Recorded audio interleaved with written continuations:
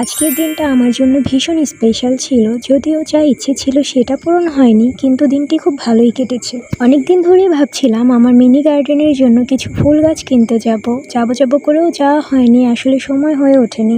আজকের ওয়েদারটা অনেক ভালো ছিল, তাই সকাল সকাল ঘুম থেকে উঠে হালকা নাস্তা করে আব্বু আর আমি বেরিয়ে পড়লাম নার্সারির উদ্দেশ্যে। নার্সারিটা আসলে বেশি দূরে নয়, তাই আমরা একটা অটো নিয়ে আশেপাশে সুন্দর স্নিগ্ধ সকালের মিষ্টি বাতাস উপভোগ করতে করতে পৌঁছে গেলাম নার্সারিতে। ভেবেছিলাম নার্সারিতে এসে সবকিছু ঘুরে ঘুরে দেখবো এবং আপনাদেরকেও দেখাবো, কিন্তু সেগুড়ে বালি। গতকাল রাতে বৃষ্টি হওয়ার কারণে একদমই কাদামাখা হয়ে গেছে সবকিছু, এখানে হাঁটাই যাচ্ছিল না। আর আমার জন্য সব থেকে কষ্টের বিষয় হচ্ছে, আমি এখানে যে আশা নিয়ে এসেছিলাম যে অনেকগুলো ফুলের গাছ নিয়ে যাব, কিন্তু এখানে আসার পর যা দেখলাম এখানে কোনো ফুলের গাছই নেই। যেহেতু কোনো ফুল গাছ পেলাম না, তাই বলে কি আমরা খালি হাতে বাড়ি ফিরবো? আব্বু আর আমি দুজন মিলে ডিসাইড করলাম আমরা কিছু ফলের গাছ নিয়ে যাব। আমরা এখান থেকে ঘুরে ঘুরে কিছু ভালো জাতের 2টি আম চারা নিলাম এবং একটি লিচু চারা, একটি বেদানা এবং একটি ডালিম চারা, একটি থাই বেলের চারা এবং একটি জামরুল গাছ নিয়ে নিলাম। এখানে গাছের বিলগুলো মিটিয়ে আমরা ওয়েট করছিলাম কখন একটি অটো আসবে, অটোতে করে আমরা বাসায় চলে যাব।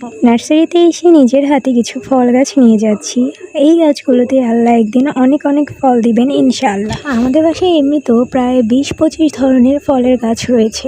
আব্বু আম্মা অনেক শখ করে এই গাছগুলো লাগিয়েছেন। দেখতে দেখতে আমরা আমাদের বাসায় চলে এলাম আমাদের বাসার নতুন সদস্যগুলোকে নিয়ে। আজকের ভিডিওটি এই পর্যন্তই। ভালো থাকবেন সবাই, আর আমার জন্য অনেক অনেক দোয়া করবেন। আল্লাহ হাফিজ।